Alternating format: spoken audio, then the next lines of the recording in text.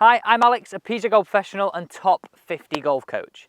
Today I'm going to show you how you can crush your fairway woods. We use our fairway woods all the time, don't we? Whether from the tee or from the fairway. So these three little simple nuggets of information are going to help you reduce your score. Let's get into it. First things first, tee height. Have a look at this here. I always tee up one fingertip above the ground. And everything else, what we say going forwards, is exactly the same. I want to get into our next tip here, and that's what we think about the lie. Now, many of us look at the golf ball and think, yeah, with this distance, all the time, I've got to hit this club. I don't want you to do that. I want you to get and think about, if the lie is perfect, we can use something more like our 3-wood, like you can see here. If the lie is a little bit mediocre, we maybe want to use like our 5-wood. And if the lie is not great at all, maybe don't attempt using a fairway wood. But if you have one like a 9-wood or a 7-wood, that's where I would use it. Okay, so this lie's pretty good. I got my 3-wood. Let's see if we can, well, bash this one on. Whew, that was clean as a whistle.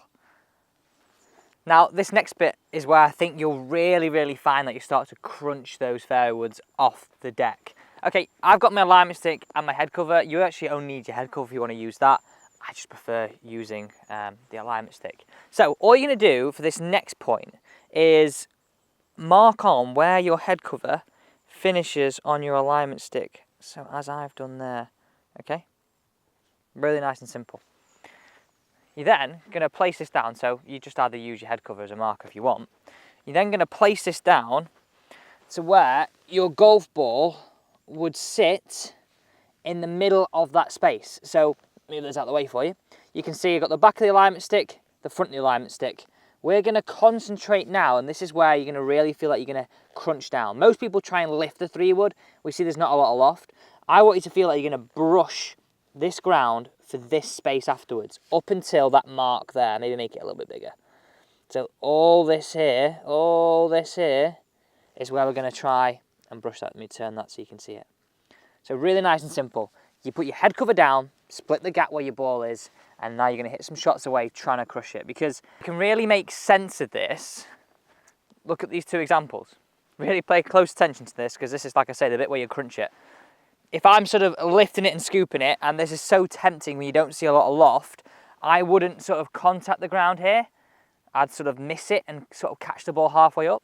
Whereas if I had that concept of brushing that ground a little bit more here, I guess a little bit closer to how you'd hit a longer iron off the deck, you would bruise and brush that ground afterwards. And that's as simple as it needs to be. So just try a couple of golf balls. I'm going to hit 2 away here. A couple of golf balls testing this out. If the first one doesn't go great, don't worry, don't hit the panic button. Just try the next one, and honestly, you will start to see this improvement longer lasting out on the course. Okay, ball 1, let's go. Now, I'm really excited to see what yardage I'm going to hit. And what yardage do you hit your, let's go 3-wood. Okay, I'm excited about this. Whew. That was hit so good. Look at that draw. Look at that draw. We're on the green, ball 1. And just quickly, come and look at this. This is what I mean. So you can just see where I brushed that ground as we go down here from where the ball was through. Just sort of bruised and brushed that ground. I'm not asking you to make a massive divot. I just want to know that I've contacted that ground afterwards, because that's going to help you create the strike. Okay, let's go another one. That one was good, but can we do 2? And like I said, if you don't hit your first one great, don't worry. Just keep going with it. Now, I don't know what yardage I hit that first one, because obviously this goes on afterwards, but what do you make of my yardage? Okay, can we do 2 for 2? Come back. Pretty good shot. Just hang out right side the green, that one. That one probably won't be as far, but as an average, they're pretty good. Okay, the final tip coming your way, and this will really come together. Now, just have a look at that final shot there. Out the ideal middle. This leads me on to the final point, right? When you see one of these, a lot of us think we've got to put a lot of effort into it to get it up in the air. I want you to think about the opposite, right? The most important thing is that you find the middle. That's going to create the most efficient ball speed, the most spin to keep your ball in the air for longer. Now, a lot of us do that better when we have better rhythm, when we're not trying to give it 10-0, not trying to batter the golf ball. So nice and simple. Again, use the same setup. I think this is just something you've got to use to get your practice on the course, whatever you want to do. Think about this. I want a 2-to-1 ratio, not 1-1. So it'd be like 1, 2, 3. Okay? And even just say those numbers, or say those numbers out loud, or even in your head. Something that I've definitely done for a long time now is have that going on in my head on the shots that I'm not most comfortable on. Really simple, really sound advice.